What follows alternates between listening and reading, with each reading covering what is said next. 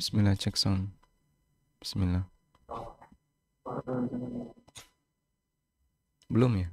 Suaranya belum enggak? Bismillah. Alhamdulillah.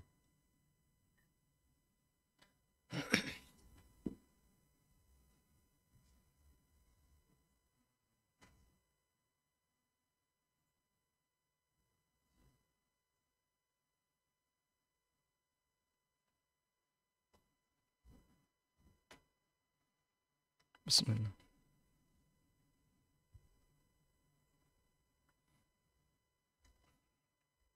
Assalamualaikum Mas Ito. Tes. Waalaikumsalam warahmatullah. Silahkan kita mulai, Pak.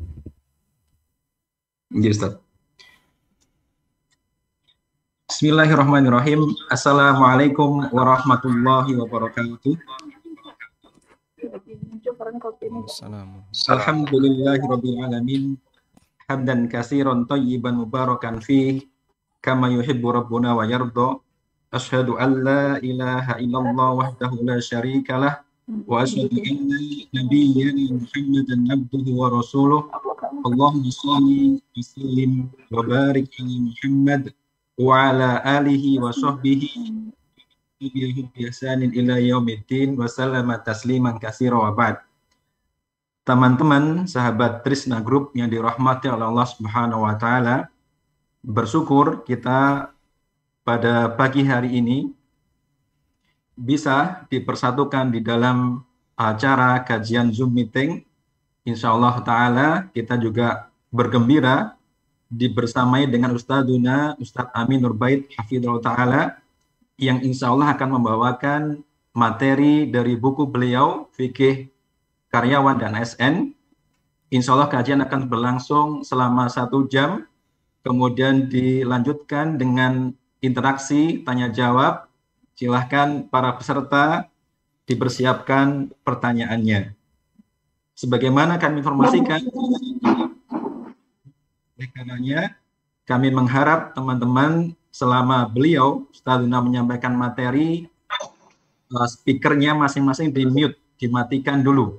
Adapun nanti setelah beliau menyampaikan materi bisa di-unmute, bisa dihidupkan untuk mengajukan pertanyaan.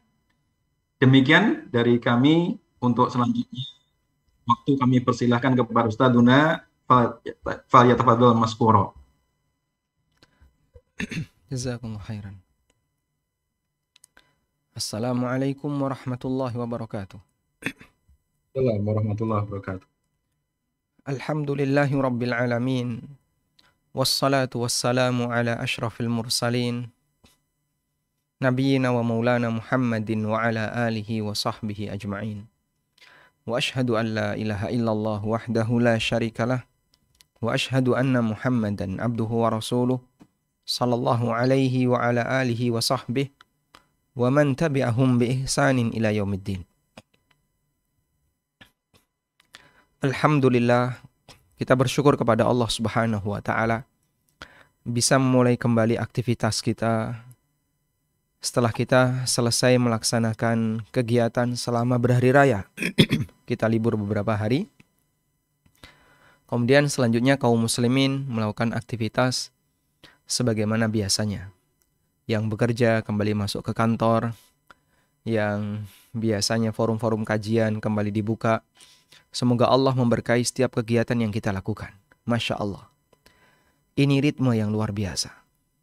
Ada waktunya untuk libur, ada waktunya untuk beraktivitas, ada waktunya untuk belajar, ada waktunya untuk beribadah, ada waktunya untuk silaturahmi, ada waktunya untuk liburan bersama keluarga, ada waktunya untuk lebaran. Dan masing-masing memiliki kegiatan sesuai dengan apa yang ditakdirkan oleh Allah Subhanahu wa taala. Dan aneka kegiatan yang dilakukan oleh manusia akan membuat hidup ini semakin berwarna. Dan itulah bagian dari kesempurnaan kuasa Allah terhadap makhluk berupa manusia. Mereka tidak melakukan kegiatan monoton, tapi kegiatannya beragam. Sangat jauh berbeda dengan makhluk yang selain manusia, yaitu binatang. Anda coba lihat Yang namanya binatang kegiatannya monoton. Hari raya mereka nggak ngerti apa itu hari raya. Puasa mereka juga nggak tahu apa itu puasa.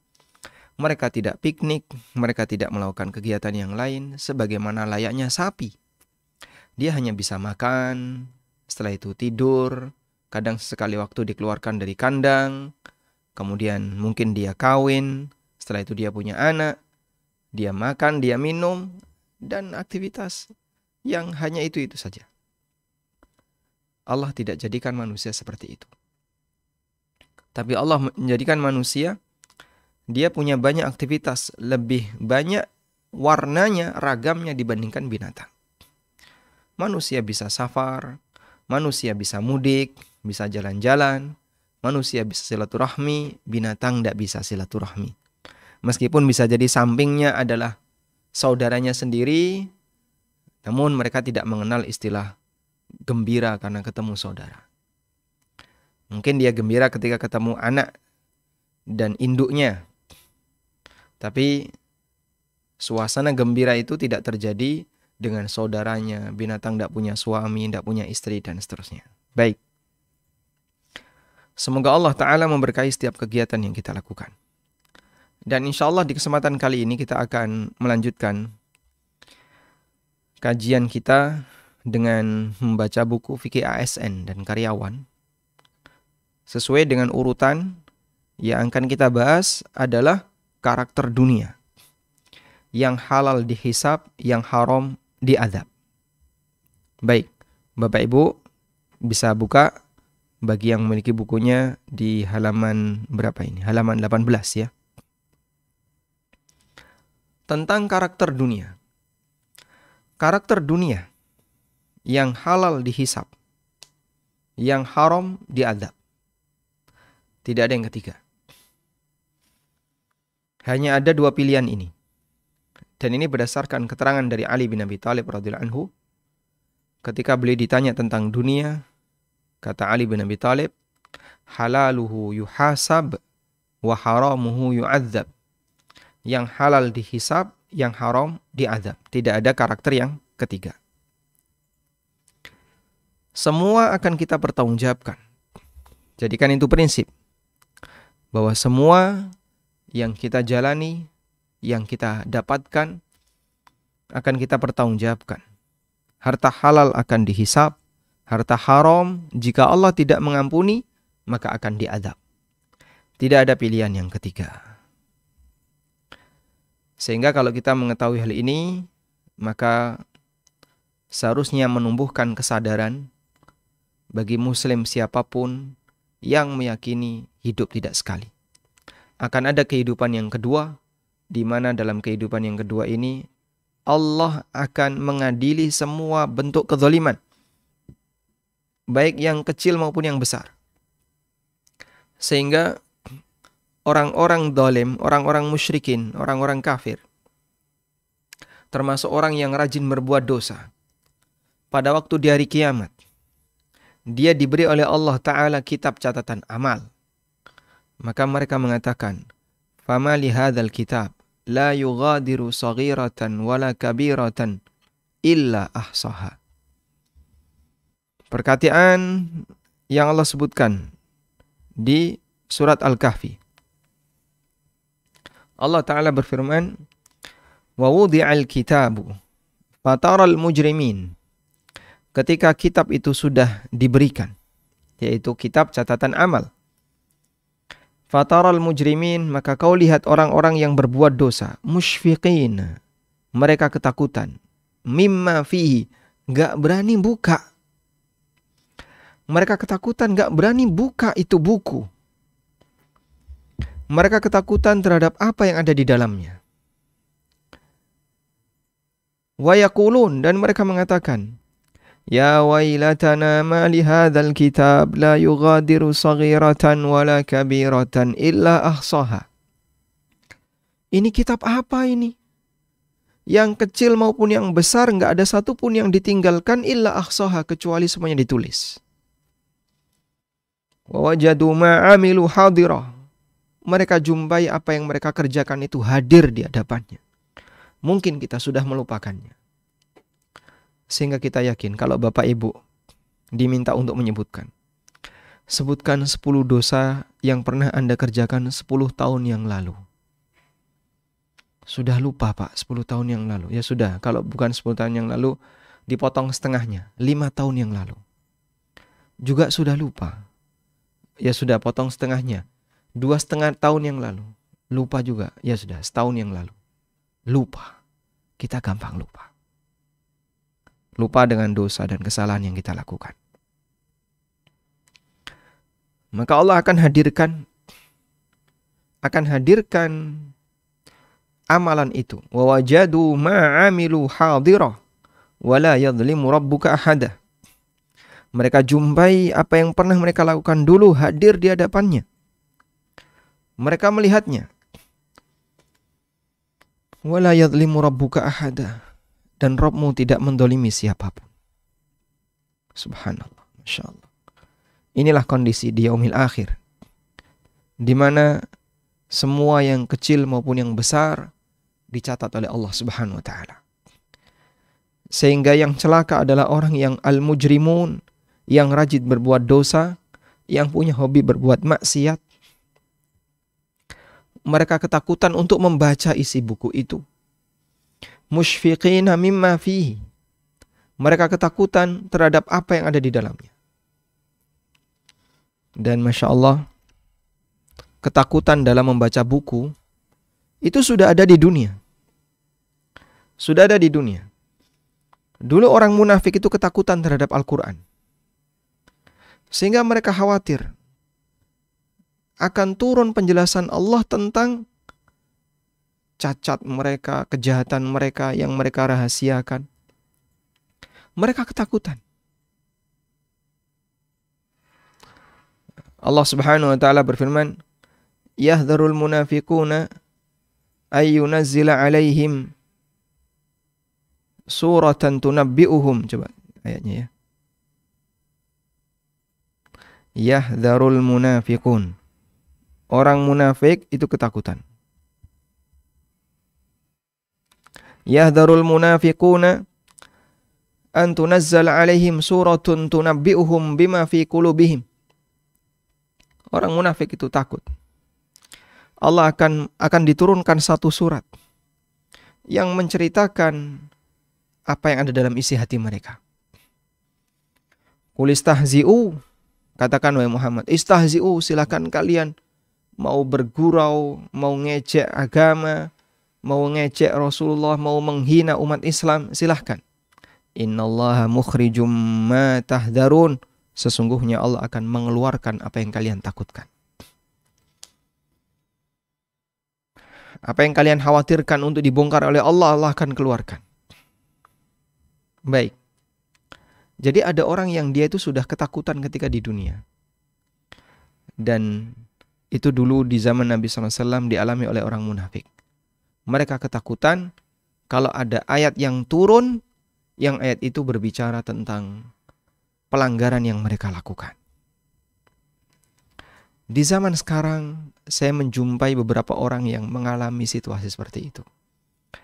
Mereka ketakutan untuk membaca buku, yang buku itu berisi tentang pelanggaran yang mereka lakukan. Ada satu cerita. Kejadian ini terjadi di Jakarta. Ada salah satu teman dekat saya. Beliau waktu itu membawa buku fikih ASN dan karyawan ini. Lalu ketemu dengan teman lama yang bekerja di Jakarta. Teman saya ini sebutlah misalnya A, ketemu dengan teman lamanya B. Yang teman lama ini kerja di Jakarta. Setelah kenalan, wah sekarang di mana? Setelah mereka ketemu, kemudian mencairkan suasana, terus tanya, sekarang kamu kerja di mana? Saya kerja di sini, di Jakarta. Di mana? Di kecamatan ini.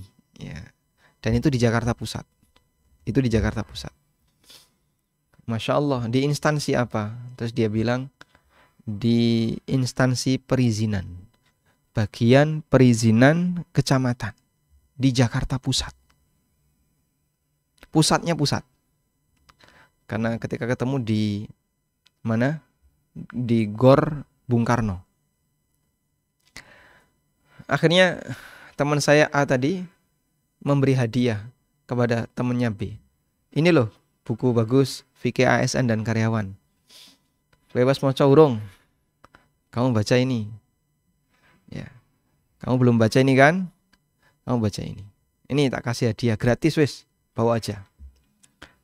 Ndak mau nerima dia. Ndak mau aku wedi. Saya nggak mau, takut saya. Wedi. Ya takut. Jadi dia melihat buku itu takut dia. Dikasih gratis, udah nggak usah bayar. Bawa gratis. Nggak mau nerima. Dia ketakutan. Ketakutan membaca mimma fihi. Apa yang ada dalam buku itu. Dia takut. Karena dia sadar. Mungkin banyak pelanggaran yang dia lakukan. Banyak pelanggaran yang dia lakukan sampai menyebabkan dia itu takut membaca buku ini. Engkau nggak ngerti, kata dia. Engkau nek ngerti aku malah jadi repot. Berarti sebenarnya dia ini sudah tahu atau belum? Sebenarnya dia ini sudah tahu. Karena dia itu sebenarnya sudah tahu, maka sekalipun dia ketakutan dan tidak mau membaca, hakikatnya dia sudah tahu, tapi tidak mau tahu. Dia sudah tahu tapi tidak mau tahu. Tayyib. Maka kalau menjumpai ada orang yang dia ketakutan terhadap buku tertentu, ini ada di hari kiamat. La yughadiru saghiratan wala kabiratan. Buku ini tidak meninggalkan yang kecil maupun yang besar. Dan al-mujrimin musyfiqina mimma fihi. Orang yang rajin berbuat dosa, mereka ketakutan terhadap isi buku itu. Masya Allah. Jangan sampai ini terjadi pada diri kita jamaah. Ketakutan membaca buku syariat. Ketakutan itu nanti akan membuat kita semakin ketakutan ketika membaca buku amal di hari kiamat. Karena terkadang ada orang yang ketakutan ya. Baca buku apa itu? Saya tidak berani ya Pak. Kenapa? Saya belum sanggup mental saya untuk baca buku ini. Masih banyak pelanggaran di sana. Baik. Ada juga ya. Ini suami istri. Istrinya membawa buku saya dengan judul Ada Apa Dengan Riba. Buku saya yang berjudul Ada Apa Dengan Riba. Dibawa buku itu pulang.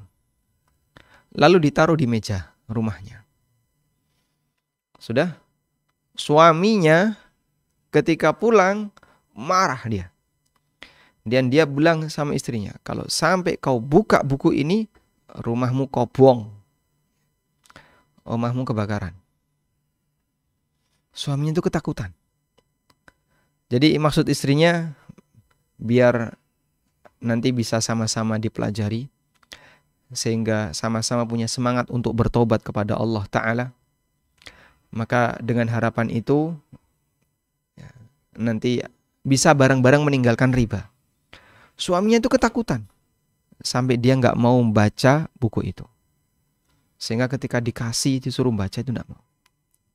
Baik. Jadi kesimpulannya, Anda tidak perlu takut untuk belajar syariat, untuk mendekat kepada aturan Allah, aturan Nabi-Nya Sallallahu Alaihi Wasallam, sebelum nanti Anda akan ketakutan membaca isi buku catatan amal, yang itu lebih menakutkan dibandingkan ketakutan kita ketika di dunia. Beranikan diri untuk mendekat kepada aturan. Sekalipun bisa jadi aturan itu mungkin tidak sejalan dengan kepentingan kita. Mungkin aturan itu sering kita langgar. Tapi kita mendekat, kita pelajari. Berarti saya banyak berdosa, Pak. Saya sering melanggar. Kalau begitu segera bertobat kepada Allah.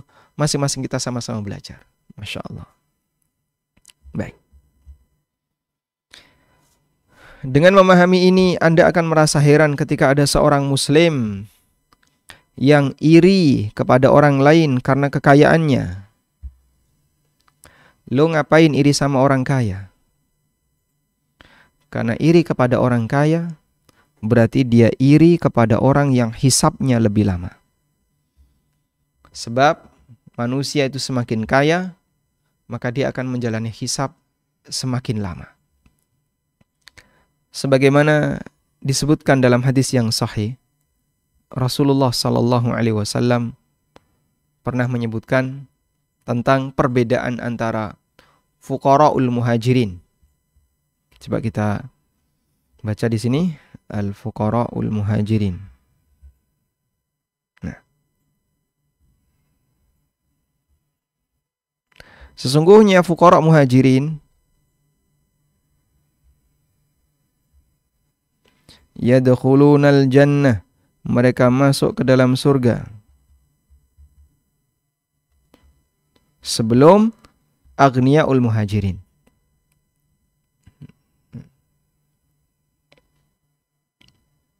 Nah, di sini ya ada keterangan dalam hadis yang sahih dari sahabat Abdullah bin Umar radhiyallahu anhuma. Inna fuqara'al mu'minin yadkhulunal jannah qabla aghniyaihim binisfi yaumin khamsimi'ati amin. Sesungguhnya orang-orang fakir di kalangan kaum mukminin, mereka masuk surga sebelum aghniyaihim, orang-orang kaya di kalangan kaum mukminin. Selisihnya berapa? Setengah hari. Setengah hari itu berapa? 500 tahun. Masya Allah. Hadisnya sahih. Dan dalam riwayat yang lain, yadkhulul fuqara'ul jannata qabla al-aghniya, orang-orang miskin masuk surga sebelum yang kaya, bi khamsimi'ati sanatin, 500 tahun selisihnya. Setengah hari kiamat. Selisihnya 500 tahun. Riwayat Tirmidzi, An-Nasa'i dan yang lainnya.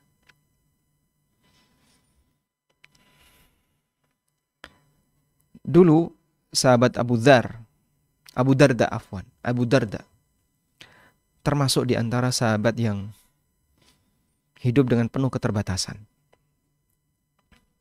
Dan itu atas pilihan pribadi. Karena beliau ingin menggapai akhirat secara maksimal. Sehingga memilih miskin bukan karena membutuhkan orang lain, bukan karena ingin belas kasihan orang lain, karena ingin menggapai akhirat. Lalu Abu Darda ini mengatakan kepada istrinya, Ummu Darda itu ada dua ya, Ummu Darda Kubra dan Ummu Darda Sughra. Ummu Darda Kubra itu sahabiat. Nah, Ummu Darda Sughra itu istrinya Abu Darda yang muda, berasal dari kalangan tabi'in, wanita tabi'in. Beliau berpesan kepada Ummu Darda. Bagaimana pesan beliau? Wahai istriku, kita akan menjalani perjalanan yang jauh dan kita akan menaiki bukit yang terjal.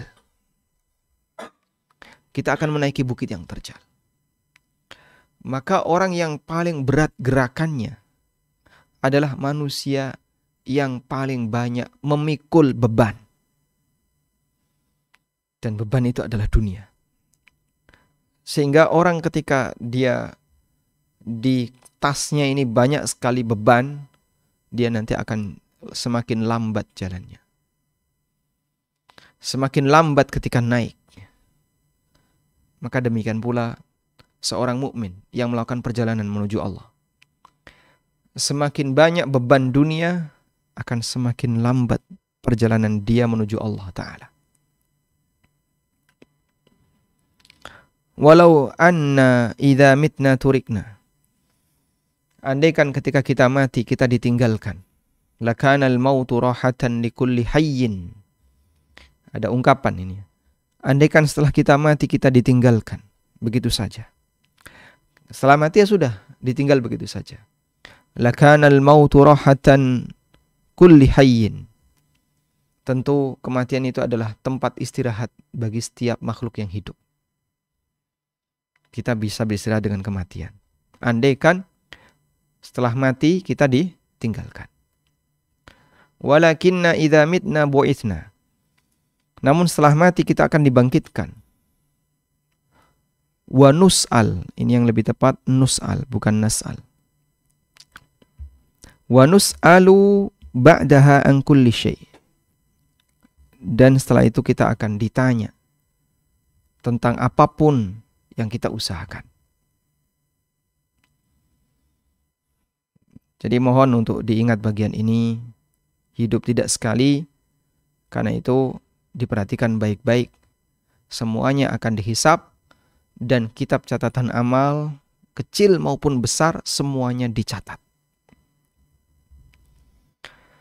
Kami berharap Anda memiliki jawaban yang seragam ketika ditanya, mengapa Anda meninggalkan harta haram?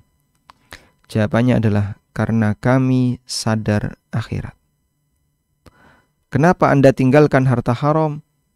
Karena kami sadar akhirat. Bukan karena masalah takut masuk penjara, takut nanti dihina, tapi karena kita sadar akhirat. Masya Allah.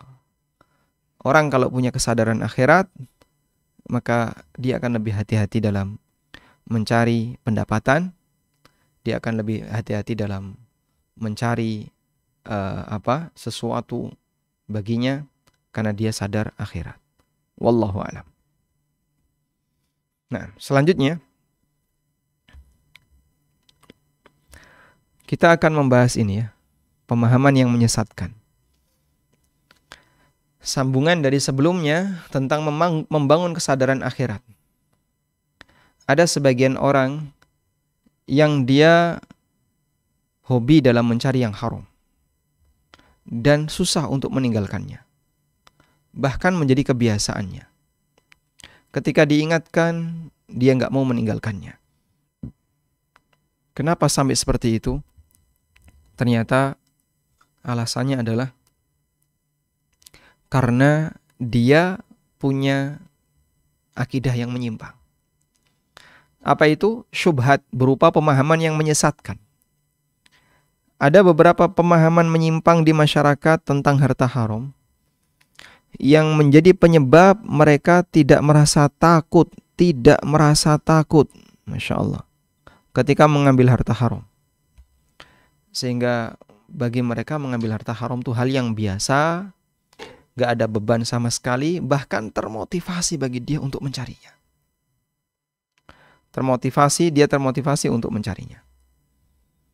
Pertama, ini ya, yang penting sholat, banyak ibadah, beres. Yang penting sholat, banyak ibadah, beres. Seorang anggota DPR yang sering makan suap.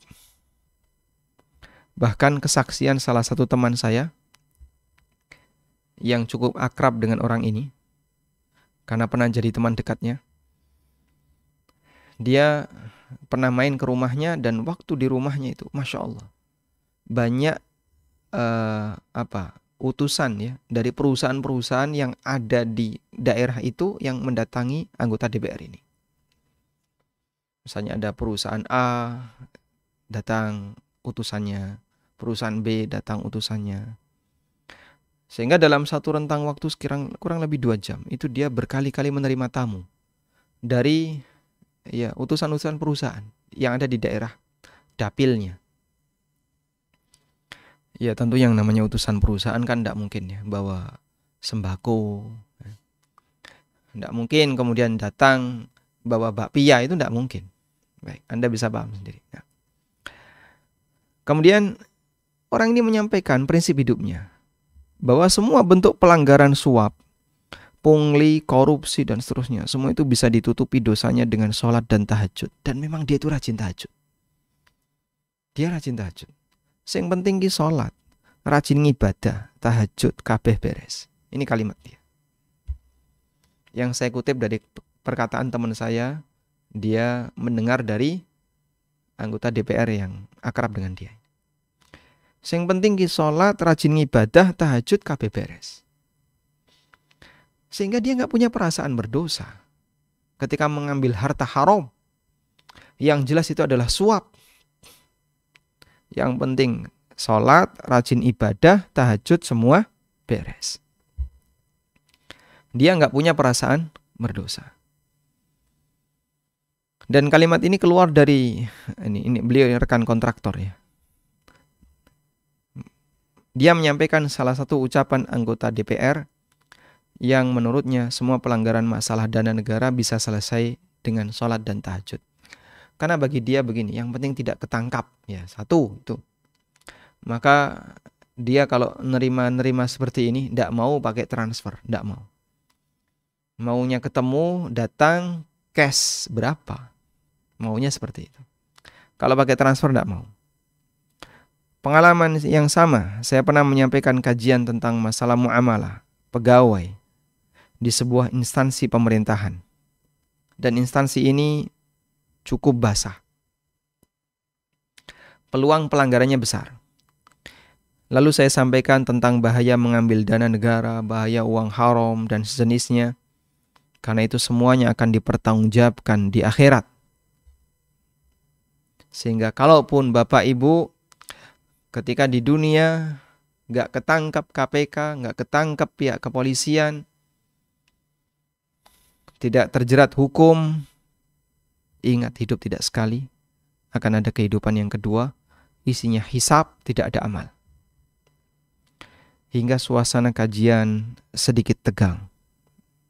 Dan sampai suasana sedikit tegang. Suasananya jadi sedikit tegang. Seusai kajian, setelah saya menyampaikan, kembalikan ke moderator.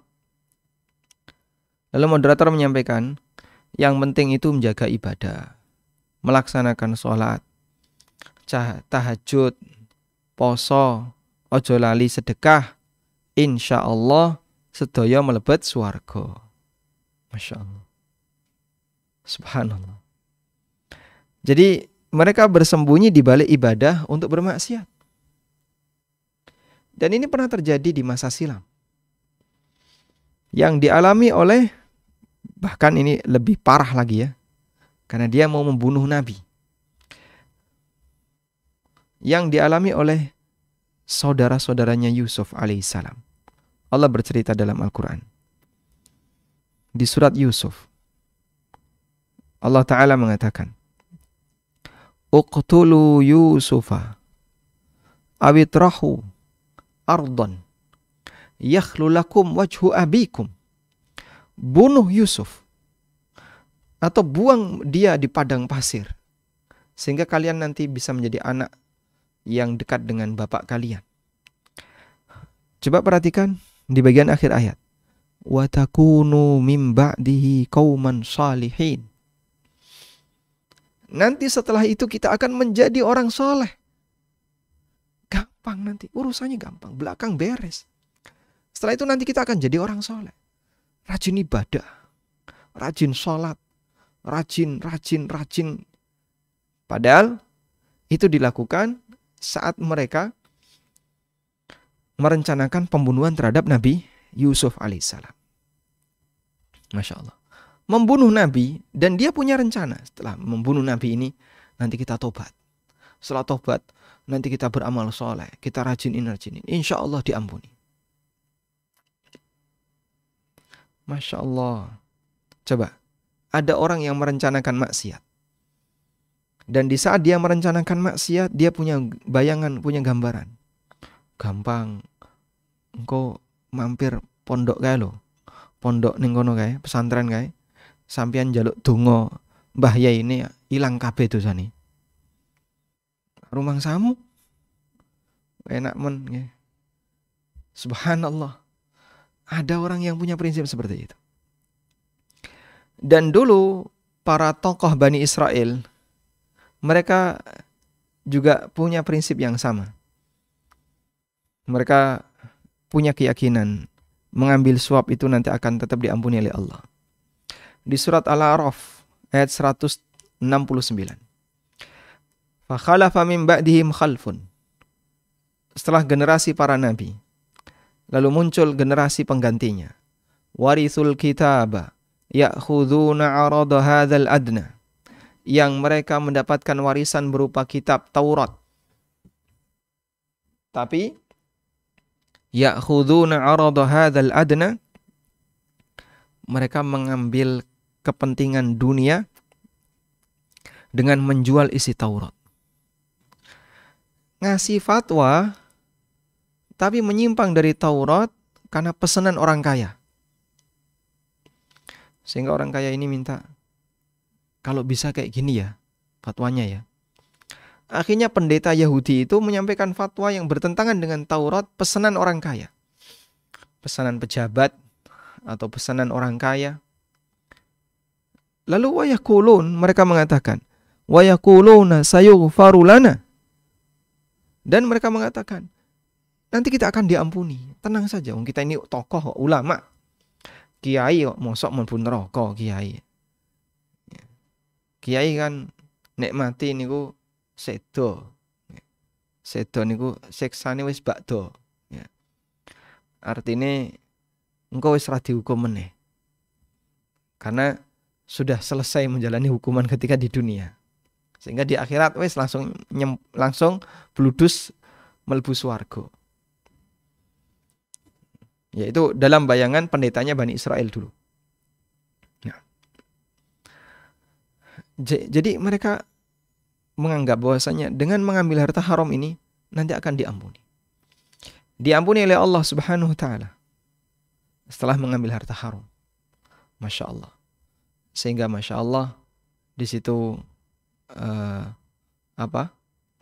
ada orang yang memotivasi dirinya sendiri untuk menjaga perbuatan maksiat dengan cara satu, nanti bareng ini ya tobat, sholat, zakat, ojo lali sedekah, tahajud, ngokeh-ngokeh nang ibadah, insya Allah duit-duit sing kotor nih wis resik kabeh. Masya Allah. Baik. Ada juga Allah ceritakan dalam Al-Quran juga cara orang Yahudi menghibur diri. Yang konek melbu neraka ya paling mong sedilut.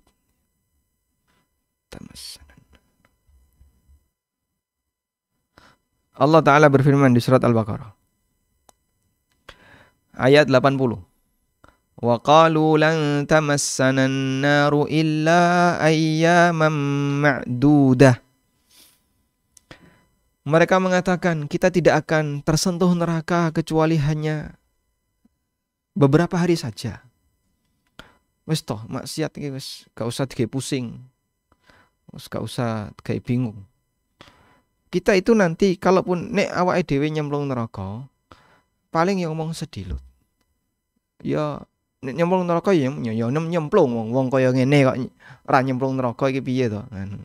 Jadi dia sendiri itu sudah merasa kalau dia itu nanti akan jadi penghuni neraka. Nek nyemplung neraka ya ketoke nyemplung ya, ora rupane kaya ngene kok ora nyemplung neraka ya. Isine mung elek tok kaya ngene. Tapi ya ora suwe mung sedilut. Masyaallah. Wa qalu lan tamassana an-naru illa ayyaman ma'dudah. Mereka mengatakan, kita tidak akan tersentuh neraka kecuali hanya beberapa hari saja. Maka Allah Ta'ala perintahkan nabinya, Qul attakhadtum indallahi ahdan. Katakan wahai Muhammad, kau sudah membuat perjanjian dengan Allah. Kok wani ngomong kaya ngono kowe? Kowe wani ngomong kaya ngono apa sudah membuat perjanjian dengan Allah? Fala yukhlifallahu ahdah. Sehingga nanti Allah tidak akan menyalahi perjanjian itu. Kondisi wis entuk jaminan saking Allah. Gusti Allah wis njamin kowe nyemplung neraka ora suwe. Dari mana asalnya? Kamu dapat itu dari mana? Am taquluna 'alallahi ma la ta'lamun? Ataukah kamu ini mengucapkan sesuatu atas nama Allah sementara kamu enggak punya ilmunya? Ngawur kowe. Ngomong sakarepe dhewe. Gitu kan? Sehingga ada orang yang punya prinsip seperti ini. Gara-gara prinsip ini dia itu jadi nekat berbuat maksiat, nekat mengambil harta haram, dan itu banyak di sekitar kita. Maka betul apa kata orang? Sejarah itu berulang. Yang beda hanya dua. Pelakunya dan waktu tempatnya, dimensinya. Tapi kejadiannya sama. Kalau dulu di masa silam ada orang yang nekat berbuat maksiat dengan motivasi bahwa nanti dia akan bisa selamat dengan cara dia banyak bertaubat, akan jadi orang soleh, seperti yang dilakukan oleh saudaranya Yusuf ketika mau membunuh Yusuf. Wa takunu min ba'di qauman sholihin. Nanti setelah ini kita tobat ya. Nanti kita akan bareng-bareng jadi orang soleh. Setelah membunuh Yusuf. Masya Allah. Baik.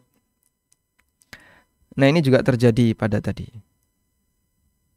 Sehingga mereka bersembunyi di balik ibadah untuk bermaksiat. Sungguh ini adalah prinsip yang sangat menyimpang dan harus diluruskan. Apalagi yang lebih parah lagi adalah bersembunyi di balik syafaat. Itu lebih parah lagi. Wis to, sampean ki tenang ya. Pokoke engko nek ana duit-duit kaya ngono ya aja lali nyumbang ning kiyaine. Engko nek ditakoni malaikat ya jawab ya. Sampean ki murite Mbah Yai Fulan. Iku malaikat wis segan gitu, wis menaruh segan kepada Mbah Yai Fulan. Ora wani kok sampai demek awakmu ora wani. Subhanallah. Siapa dia? Sehingga dia punya anggapan, nanti ketika ketemu malaikat bilang saja, saya adalah muridnya Kiai Fulan, tokoh agama Fulan. Pasti nanti kamu akan selamat. Oh, ini lebih parah lagi. Dan ini mengajarkan prinsip permisif. Apa itu, Pak? Serba boleh. Jadinya dia nggak merasa takut berdosa. Anda bisa lihat ya. Ajaran agama yang bagi penganutnya itu diajarkan prinsip nanti seluruh manusia yang menghadap Tuhan dosanya ditebus oleh Yesus. Yesus menyerahkan rohnya dalam rangka untuk menebus semua dosa manusia. Akhirnya apa yang terjadi? Dalam agama ini penganutnya itu paling sedikit masuk ke tempat ibadah. Hai ngapain? Rajin. Wong rajin gak rajin padha wae hasilnya. Rajin ke gereja dengan tidak rajin ke gereja, hasilnya sama atau beda? Semuanya akan diampuni. Semuanya akan mendapatkan tebusan dosa. Akhirnya bagi mereka, ya ngapain saya harus rajin datang ke sana? Ya. Wong bagi mereka mau rajin gak rajin, semuanya akan diampuni. Ditebus dosanya. Nah, semacam ini tidak diajarkan dalam Islam. Islam tidak pernah mengajarkan prinsip bahwa orang yang mati bisa selamat karena dosanya ditebus oleh orang lain. Allah Ta'ala berfirman, وَلَا تَزِرُ وَازِرَةُ وِزْرَ أُخْرَى. Orang tidak bisa menanggung dosa orang lain. Allah juga berfirman, وَأَنْ لَيْسَ لِلْإِنسَانِ إِلَّا مَا سَعَى. Manusia tidak mendapatkan pahala kecuali dari apa yang dia usahakan. Betul kita mengimani ada syafaat. Kita mengimani itu. Syafaat itu ada nggak Pak? Ada. Yakin ada? Yakin. Ada. Dan Nabi SAW nanti akan memberikan syafaat. Tapi semuanya bergantung kepada izin Allah. Man dzalladzi yashfa'u indahu illa bi'idznih. Tidak ada yang bisa memberikan syafaat di hadapannya kecuali dengan izinnya. Wa kam min malakin fis samawati la tughni syafa'atuhum syai'an illa min ba'di ay ya'dzanallahu liman yasha'u wa yarda. Dan para malaikat yang ada di langit, dia tidak bisa memberikan syafaat. La tughni syafa'atuhum syai'an. Syafaatnya enggak berlaku sama sekali. Illa min ba'di ay yasha'allah wa yarda. Kecuali setelah Allah memberikan izin. Min ba'di ay ya'dzanallahu wa yarda. Kecuali setelah Allah memberikan izin dan Allah meridhai. Jadi kita meyakini, saya tidak pernah membuat perkataan menolak syafaat. Dan ulama Ahlussunnah meyakini keberadaan syafaat. Tapi itu tidak bisa dengan kendali manusia. Lalu sakarepe dhewe wis weton ngaku wae. Aku ki murite anu murite Mbah Kiai anu. Loh, terus pripun? Wah nanti mangke ya diselametke mesti niku.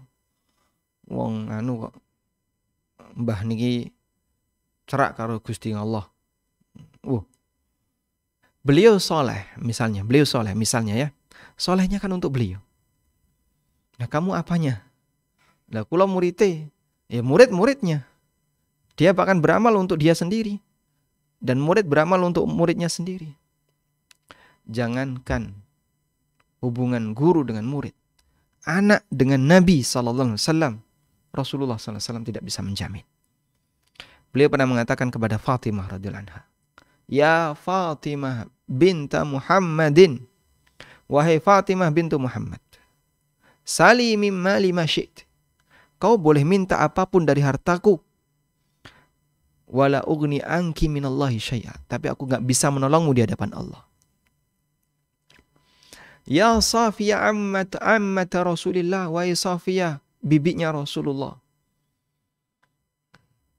La ugni anki minallahi syai'a. Aku tidak bisa menolong kamu di hadapan Allah sepeser pun. Itu Nabi SAW menyampaikan kepada keluarganya. Setelah beliau mendapatkan perintah dari Allah, wa anzir ashiratakal aqrabin. Berikanlah peringatan kepada keluargamu yang terdekat. Beliau kumpulkan anggota keluarganya, didakwai seperti itu. Disampaikan pesan-pesan kayak gini. Ini Nabi dengan putrinya, Nabi SAW dengan putrinya. Baik. Salat tahajud, puasa, itu semua adalah ibadah pribadi. Sementara pelanggaran mengambil harta negara, uang rakyat, harta haram lainnya termasuk harta perusahaan, itu pelanggaran sosial yang bernilai dosa. Coba simak di sini. Qala rajulun, ada orang yang bertanya, ya Rasulullah, saya punya tetangga wanita, yudhkaru min kathrati salatiha, beliau itu rajin salat, rajin puasa, rajin sedekah, ghaira annaha tu'dhi jiranaha bilisaniha. Cuman sayangnya ya Rasulullah, wong wedok meniki lho, piyantun menika tutuke rada pedes. Cangkeme apa? Pedes. Suka mengganggu tetangganya dengan lisannya. Qala, jawab Nabi SAW, hiya finnar. Menungso yang ini nyemplung neraka. Baik. Padahal muqaddimah sahabat ini, dia rajin ibadah, rajin tahajud, rajin salat, rajin sedekah, rajin puasa. Tapi seneng ganggu tonggo. Tutuke rada pedes. Kata Nabi SAW, dia masuk neraka. La ilaha illallah. Sekalipun orang itu rajin ibadah, namun ketika dia mengambil hak orang lain, dia terancam dengan neraka. Yang kedua, ada juga pemahaman. Harta haram jadi halal jika dizakati. Beberapa orang meyakini bahwa harta haram jika dizakati akan menjadi halal. Alasan mereka, harta haram itu kotor, sedangkan zakat berfungsi menyucikan. Setelah dizakati, harta akan menjadi suci dan halal. Demikian pemahaman menyimpang ini berkembang. Yang memprihatinkan, ternyata logika ini tidak hanya dalam dataran teori, tapi hingga menjadi praktek. Ada salah satu penanya di konsultasi syariat.com yang pernah mengingatkan temannya agar keluar dari bank riba. Namun dia mengelak dan beralasan tidak masalah berpenghasilan riba, toh nanti kalau sudah dizakati jadi halal. Inna lillahi wa inna ilaihi raji'un. Cari sopo. Ya. Kayak bisa seperti ini. Itu adalah bisikan setan. Jadi, terus gimana Pak? Matematika koruptor. Satu dosa dalam Islam dihitung satu. Begitu ya? Dan satu perbuatan ketaatan dalam Islam dihitung 10. Sampai dilipatkan berkali-kali lipat. Sebagaimana yang Allah Ta'ala sebutkan, bahwa orang yang berbuat maksiat, maka dia tidak mendapatkan balasan kecuali yang semisal dengan maksiatnya. Gimana kalimat ayatnya? wa jazaa'u sayyi'atin sayyi'atun mithluha.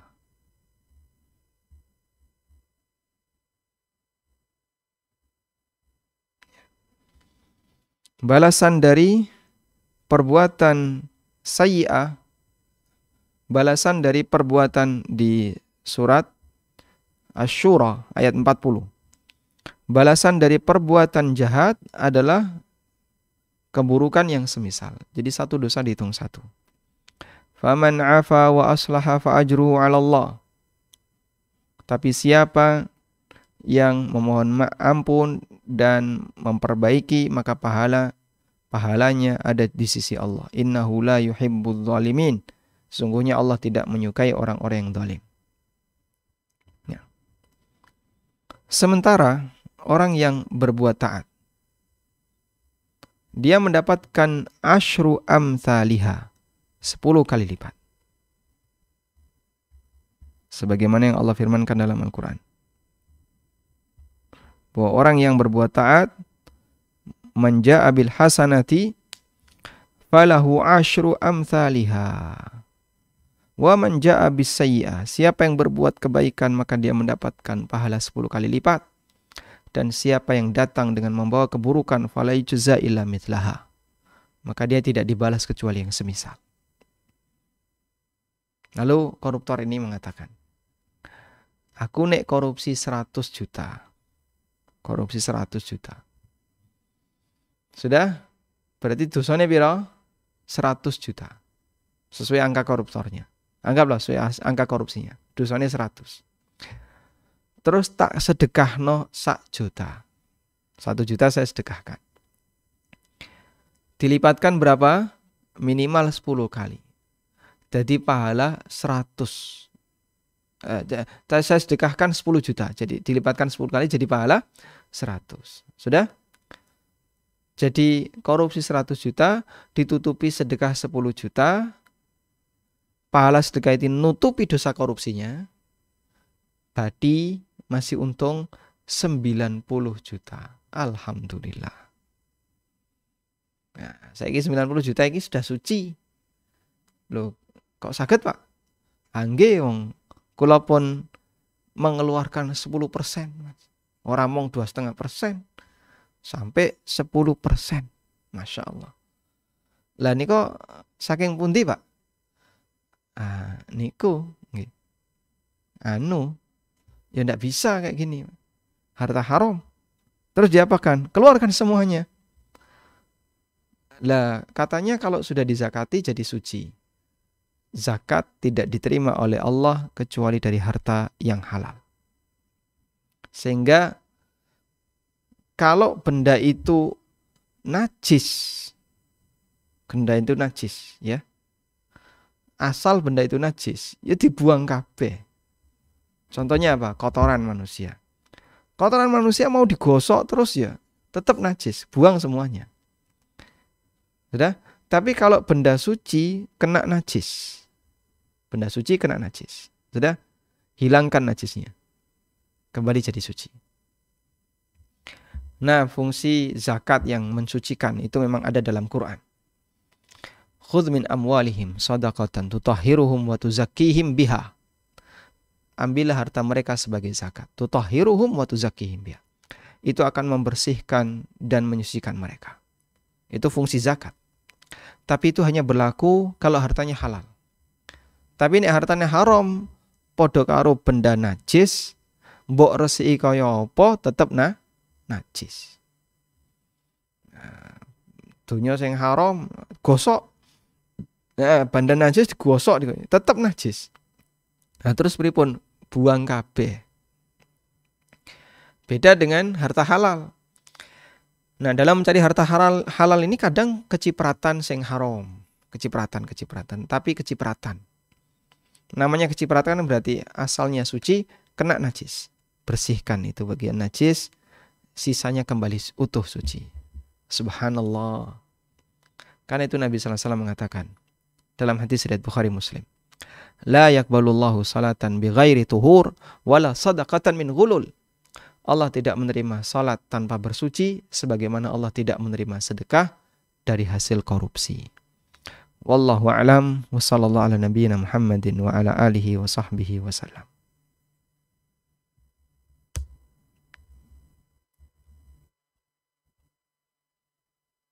Buka mute-nya, Pak. Dibuka mikrofonnya. Sudah.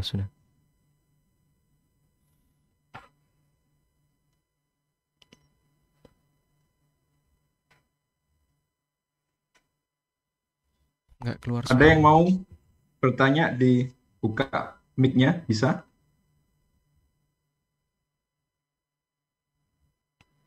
Atau bisa menulis di kolom chat, silahkan.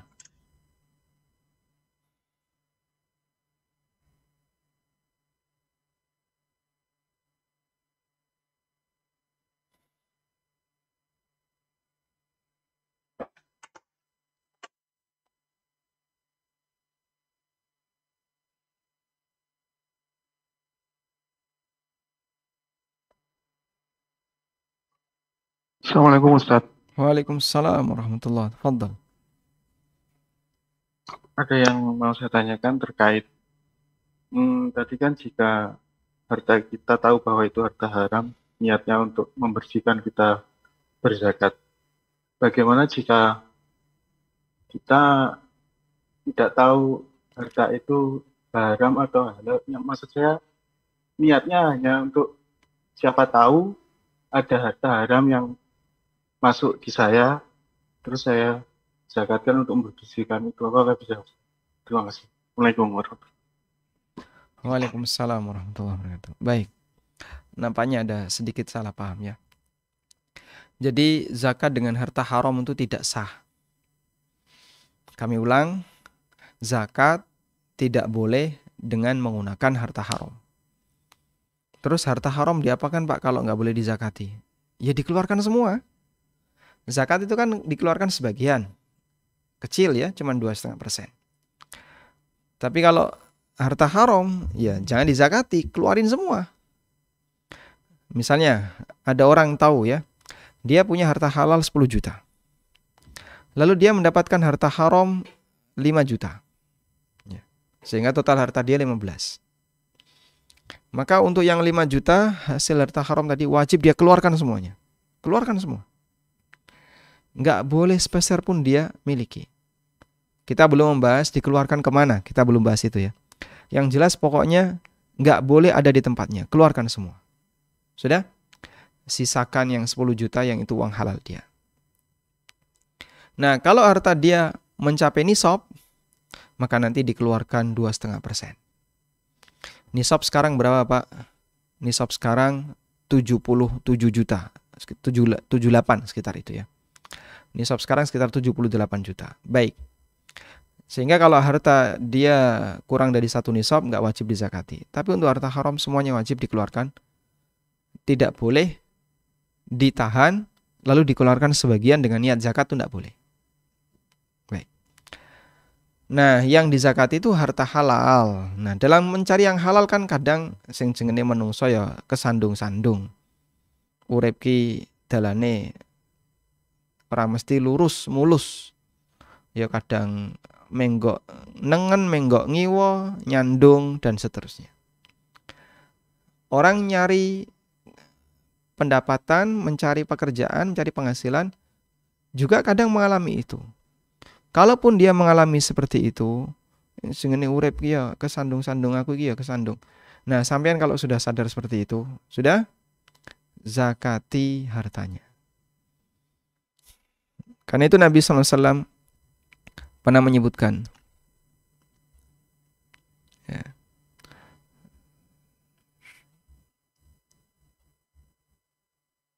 bisadaqah.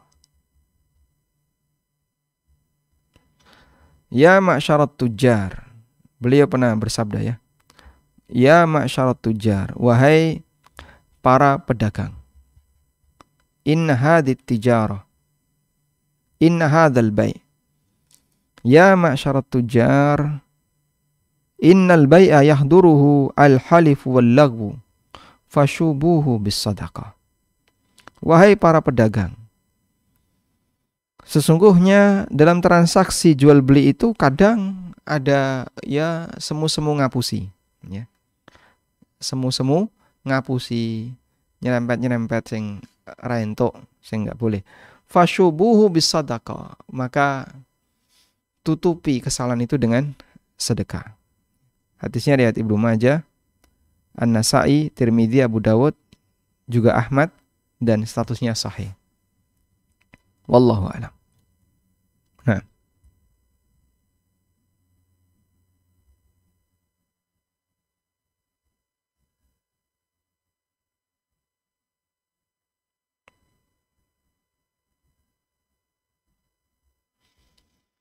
baik, silahkan. Ini ada pertanyaan melalui kolom chat.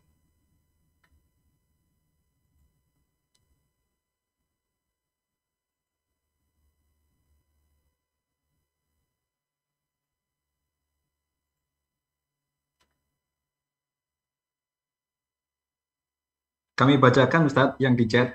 Siap. Suaranya kecil ya atau gimana? Nggak. Besar ya? Baik, Pak silakan. Ustadz, bagaimana hukumnya investasi saham, obligasi, dan reksadana? Masya Allah. Apa hukumnya investasi saham, obligasi, dan reksadana? Kalau obligasi, ini para ulama memfatwakan tidak diperbolehkan. Karena obligasi itu kan surat utang. Dan utang tidak boleh ada kesepakatan mendapatkan keuntungan. Sehingga kalau orang beli obligasi, misalnya senilai 10 juta, lalu nanti setelah masa sekian tahun dikembalikan 10 juta, plus ada bonus. Nah, bonus ini riba. Bonus ini hukumnya riba, sehingga tidak boleh investasi di obligasi. Yang kedua, investasi di saham. Untuk investasi di saham diperbolehkan dengan syarat. Satu, tujuan investasinya adalah untuk mendapatkan bagi hasil. Yang kedua, unit perusahaan yang dia beli sahamnya adalah perusahaan yang bergerak di bidang yang mubah. Yang ketiga, bidang mubah itu apa Pak contohnya? Ya jualan yang halal, ya misalnya. Jualan barang-barang halal. Yang ketiga, perusahaan ini tidak punya utang bank atau deposito di bank. Nah, yang ketiga ini kita kesulitan. Dan ini menurut pendapat jumhur ulama. Kalau mau investasi di perusahaan, pastikan dia tidak punya utang bank. Atau dia tidak punya deposito di bank. Wah, kangelan ya Mas. Rata-rata sing jenenge PT iki ya duwe utang bank. Terus nyimpen dana di bank dalam bentuk deposito sebagai cadangan perusahaan. Kalau seperti ini menurut jumhur ulama tidak boleh. Wallahu a'lam. Nah, untuk reksadana yang kami tahu ya, dana itu dikelola oleh manajer investasi yang ditunjuk oleh bank tertentu. Lalu ada bank kustodian yang ditunjuk untuk menyimpan uang nasabah di sana. Kendali dari kemana dana ini akan dikembangkan berada di tangan manajer investasi. Nah, yang saya pahami, manajer investasi ini umumnya menggunakan dana reksadana tadi, modal reksadana untuk trading saham. Umumnya, wallahu alam, detailnya seperti apa. Tapi informasi yang saya tahu itu. Jadi dominan mereka ngumpulin dana itu ya untuk trading saham, dan itu ya trading saham itu kan gorornya besar. Maka dari penjelasan ini kami sarankan sebaiknya Anda investasi di unit usaha yang real. Investasi unit usaha real contohnya apa, Pak? Ya misalnya ada orang jualan apa, Anda investasi di situ. Wallahu a'lam. Pertanyaan selanjutnya Ustadz, apabila harta haram kemudian digunakan untuk usaha, hukumnya bagaimana? Hasil usaha itu hukumnya bagaimana Ustadz?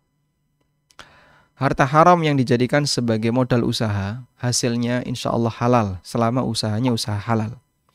Ada keterangan dari Syekhul Islam Ibnu Taimiyah dalam hal ini. Orang yang bertobat dari harta haram, lalu dia tidak punya pekerjaan. Beliau membolehkan mempertahankan harta haram itu dengan niat utang. Dengan niat utang, lalu dipakai untuk modal usaha. Nah, karena niatnya tadi utang, begitu usaha ini berkembang, ada hasil, dia kembalikan sejumlah harta haram yang dia jadikan modal tadi. Udah? Dia kembalikan, dia keluarkan. Nah, jadilah total harta haram yang dia keluarkan itu kemudian dia salurkan ke tempat penyaluran harta haram. Sehingga dia tidak memilikinya tapi menggunakannya sementara dengan maksud dalam rangka untuk mendapatkan sumber penghasilan yang lain. Dan wis dijawab loh. diperbolehkan oleh Syekhul Islam. Wallahu a'lam. Selanjutnya Ustadz, bagaimana hukumnya gaji jika masuk ke suatu instansi dengan cara suap? Apa gaji yang diterima haram hukumnya? Baik. Ini ada di buku fikih ASN ya. Karyawan yang dia masuk instansi dengan cara suap, apakah gajinya halal? Nah, di sini saya sebutkan di mana ini? Iya, di bagian atas. Nah, ini ada melamar kerja dengan sogok di halaman 119. Berkhianat karena menerima sogok. Apakah gajinya halal? Di halaman 128 tentang apakah gajinya halal di halaman 128. Coba kita buka halaman 128 dari buku fikih ASN.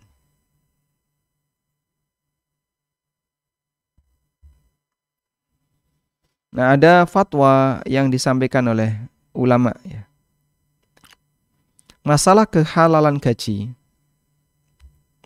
Jadi ini kita fokus untuk karyawan yang masuk kerjanya pakai sogok. Masalah kehalalan gaji pendekatannya sama sebagaimana kasus penipuan ketika melamar kerja. Di mana selama dia bisa bekerja dengan profesional, maka gaji yang dia dapatkan adalah halal. Dalam fatwa Syabakah Islamiyah terdapat pertanyaan tentang hukum gaji bagi orang yang mendapatkan pekerjaan dengan cara suap. Setelah menjelaskan tentang bahaya riswah, suap, selanjutnya Dewan Fatwa Syabakah menjelaskan. Wa fi khususi ma idza kana ar-ratibu sayadhillu haraman ala badir riswah. Untuk kasus sogok yang statusnya haram bagi calon pegawai yang menyogok, apakah gajinya jadi haram ataukah riswah merupakan pelanggaran tersendiri yang dosanya tidak mempengaruhi gaji karyawan?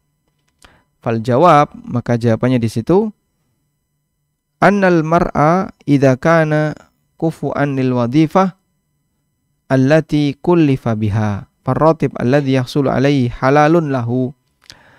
Orang ketika dia punya kemampuan untuk bekerja di posisi itu sehingga dia punya kemampuan untuk menyelesaikan apa yang menjadi bebannya, farratib alladhi yahsulu alaihi halal, maka gaji yang dia dapatkan hukumnya halal. Li'annahu fi muqabil amal alladhi yaqumu bihi, karena gaji itu didapatkan sebagai upah bekerja yang dia lakukan. Sehingga insya Allah tidak masalah untuk gaji yang didapatkan dari hasil pekerjaan yang dulu waktu melamar pakai suap. Wallahu alam. Tapi tolong ini ya, bedakan bahwa ini berlaku untuk orang yang sudah berkasus, bukan mengajak masyarakat untuk berkasus. Tolong bedakan dua hal ini. Artinya gimana? Artinya bagi yang sudah terlanjur, dulu waktu bekerja saya itu nyogok, sudah terlanjur, sudah sekian tahun yang lalu. Gimana saya harus resign atau tidak? Gaji saya halal atau tidak? Gaji Anda halal, nggak perlu resign. Tapi bagi yang belum punya pekerjaan, berarti kalau kayak gitu saya nyogok aja, gajinya halal kok. Ya, jangan demikian. Nggak boleh seperti itu. Ini sudah terlanjur nyogok dulu waktu bekerja. Wallahu a'lam. Selanjutnya Ustadz, apabila kita bekerja di bagian tertentu dan tugas kita membuat laporan untuk pihak luar, di mana laporan itu tidak sesuai dengan sebenarnya, bagaimana hasil upah kita, statusnya. Ini barangkali terkait laporan pajak itu Ustadz mungkin. Masya Allah, ini yang berbahaya ini. Karena dia ngapusi ya. Ya, wallahu alam, jika itu tidak tiap hari ya. Dia buat laporan palsu itu tidak tiap hari.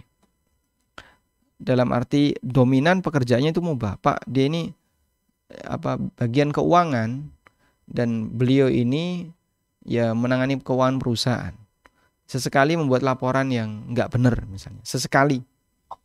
Dominan mubah. Maka insya Allah gajinya diperbolehkan. Wallahu a'lam.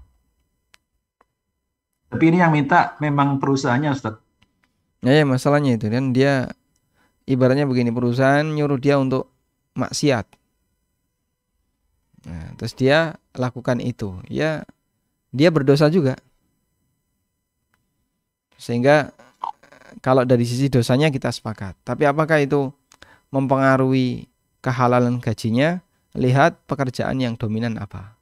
Wallahu a'lam. Barangkali ada nasihat terkait ini Ustadz, yang kasusnya yang di posisi pembuat laporan pajak ini, barangkali Ustadz ada nasihatnya. Ini kalau di forum seperti ini kayaknya nggak cocok tempatnya. Ya, nanti kita cari yang lebih sejuk ya. Kemudian Ustadz, mohon izin saya mau tanya, jika saat kita dalam bekerja pada jam kerja kita mendapatkan ilmu dan pengalaman dari tempat kita bekerja, di luar jam kerja kita diundang untuk mengisi sebuah acara, seminar, diskusi.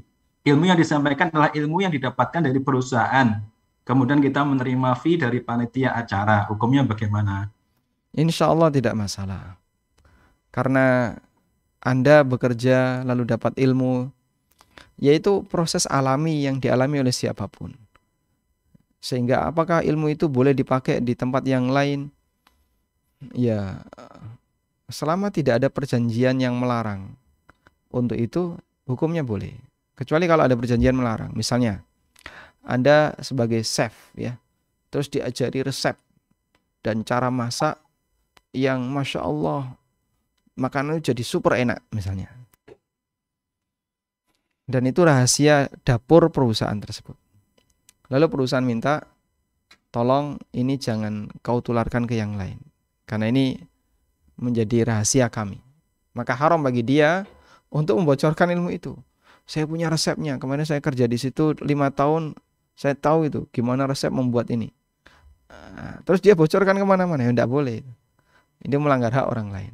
Tapi kalau sifatnya ilmu umum, kayak masalah manajemen, kayak masalah komputer dan seterusnya, yang itu tidak punya tidak menjadi ciri khas bagi sebuah perusahaan tertentu, menurut saya insya Allah tidak masalah jika diajarkan ke orang lain. Wallahu a'lam. Assalamualaikum Ustadz. Waalaikumsalam. Misalkan saya mendapat uang, benar saya mengetahui itu haram, tapi saya hanya menerima saja karena diberi. Bagaimana jika hukumnya uang haram itu untuk dibelikan makanan? Apa dianggap tidak barokah? Apa mungkin dapat disedekahkan? Waalaikumsalam warahmatullahi wabarakatuh. Anda tahu itu haram, kenapa diterima? Yang jadi pertanyaan, kenapa kok ditompong? Ngerti haram? Ya Pak, banyak ya. Nah, berarti kan alasannya apa? Nafsu. Alasannya nafsu. Terus Anda tidak kuasa untuk menolaknya, terus Anda terima. Tidak boleh. Uang haram harusnya ditolak, tidak boleh diterima. Kecuali kalau tidak bisa menghindar. Ngerti-ngerti wis mlebu rekening. Nah, tiba-tiba udah masuk rekening. Nah, kita kan tidak bisa menolak. Akhirnya kita ambil itu, kita buang. Anda bisa serahkan kepada fakir miskin dan yang lainnya yang berhak untuk menerima penyaluran riba atau uang haram. Wallahu a'lam. Ustadz, istri teman anak ada yang masih kerja di bank riba, Ustadz. Alhamdulillah suaminya sudah tahu terkait hukum riba. Tapi pas saya tanya ke istrinya kok belum keluar, jawaban beliau, aku sudah menasihati tapi ini cita-cita ibu anaknya kerja neng bank. Dan bojoku pengen nyenengne ibu sedangkan ibu gak paham hukum riba. Mohon masukannya Ustadz untuk teman anak agar dia dimudahkan menasihati istrinya. Nah, niki rada angel nih. Niki ibuke dijak ngaji nek ngeten niki nggih. Mungkin pengantar pertamanya ibunya dijak ngaji sehingga turut mendengarkan tentang bahaya riba, bahaya harta haram dan sampaikan kepada ibu sebenarnya anaknya itu tertekan dengan bekerja seperti ini. Kalau orang tua pengen anaknya berbahagia, jangan paksa dia untuk bekerja di tempat yang membuat dia tertekan. Karena kan kadang standar sebagian orang itu bahagia itu sementing duit oke, bahagia. Gajinya gede, bahagia. Begitu kan? Makanya beliau minta bertahan di situ. Men uripmu iki mulya. Duit donya. Biar hidupnya bahagia, mulia. Hidupnya punya status sosial. Padahal aslinya anaknya tertekan. Kacamatanya beda. Maka perlu diluruskan pemahaman sang ibu dengan cara diajak ngaji. Nek wis ngerti, insya Allah mudah untuk dipengaruhi. Karena kalau ibu itu dibiarkan tidak tahu, ya mungkin beliau akan tetap memaksa anaknya. Bagi dia duitnya oke itu bahagia. Padahal anaknya sebenarnya tertekan. Wallahu a'lam. Ustadz, bagaimana cara menghitung zakat ada gaji pokok serta keuntungan penjualan? Padahal kita barang dipinjamin perusahaan, ada untung dari penjualan sedikit. Cara menghitungnya gimana, Ustadz? Barang dipinjami perusahaan. Allahu a'lam ini. Berarti beli ini karyawan atau atau mungkin bisa ini yang bertanya bisa open mic.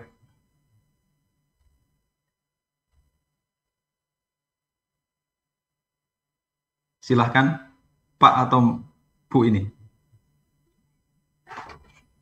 Assalamualaikum, Tat. Waalaikumsalam warahmatullahi. Ya, ini saya Sabana. Insya Allah. Mantan ini. Yang saya tanyakan karena kita bekerja di perusahaan Tresna Group. Di suatu sisi kita ada gaji pokok, di suatu sisi kita juga membawa barang dari perusahaan itu tersendiri, serta dibebaskan kita menjual barang itu tersendiri. Di mana barang itu tersendiri itu ada yang beli cash, ada yang hutang, dan 1 bulan ditagih perusahaan. Sehingga kita untuk menghitung zakatnya, bagaimana itu, Tat? Gaji pokoknya saja, apakah dari sisi keuntungan? Baik. Itu tersendiri gitu. Barakallahu. Itu yang saya. Makasih, Tat.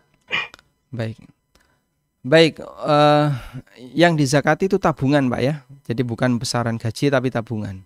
Jenengan dapat gaji kerja di Tresna Group, dapat gaji 10 juta per bulan misalnya. Tapi karena pengeluaran jenengan besar sehingga 1 bulan 10 juta itu sisanya tinggal 500.000. Nah, sing iso disimpen yang bisa ditabung tinggal 500.000 ini. Sudah? Maka akumulasi yang ditabung itu yang dizakati. Baik, sekarang kita beralih kepada barang tadi. Yang saya pahami, Bapak ini posisinya hanya wakil yang diminta untuk menjualkan.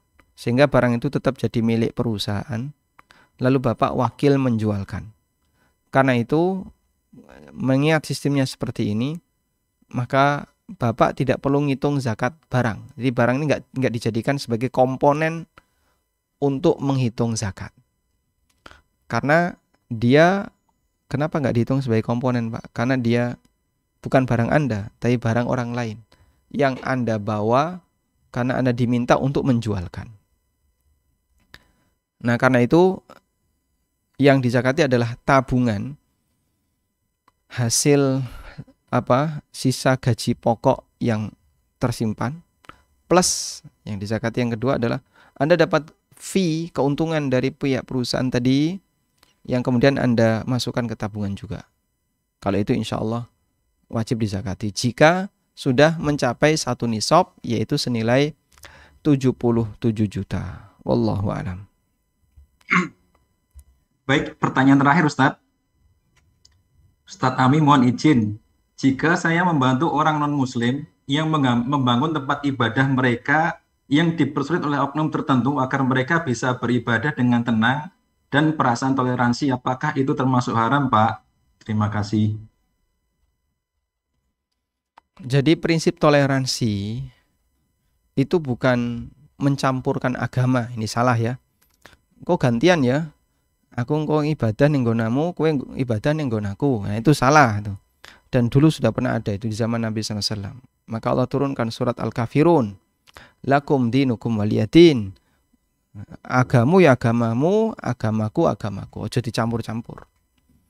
Sehingga toleransi yang seperti ini jelas toleransi kebablasan. Ini bukan toleransi ini. Ini membuat mencampur adukkan agama. Tidak benar. Yang kedua, toleransi itu tidak mendukung orang lain dalam masalah beragama. Bapak Arab ngibadah, ayo tak bantu. Itu bukan. Karena kalau sudah beda agama, urusannya sendiri-sendiri. Lakum dinukum waliyadin. Tak gawekno tempat ibadah, itu bukan. Ini bukan toleransi yang dibenarkan. Terus sebenarnya toleransi itu apa, Pak? Gak ganggu. Gitu. Toleransi itu intinya adalah tidak mengganggu. Sehingga kita tidak mengikuti kegiatan agama mereka. Tidak mendukung kegiatan agama mereka.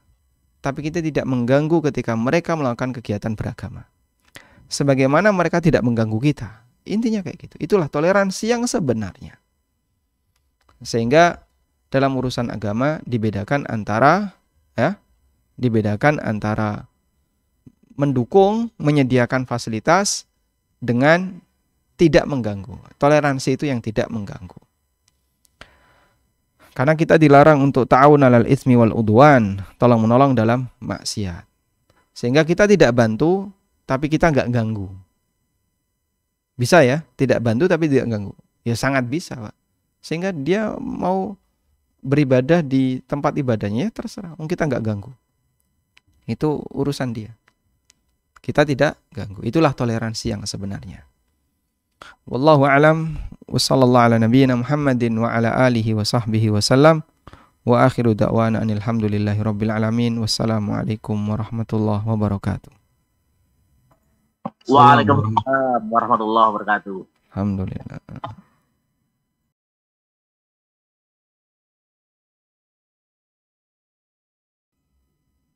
Terakhir Ustadz, titipan doa kami saat nanti Ustadz melakukan safar, mudah-mudahan Trisna Group dijadikan pegawai-pegawainya dan pimpinan-pimpinannya sebagai pegawai-pegawai dan pimpinan yang amanah, yang sadar akhirat. Amin. Amin.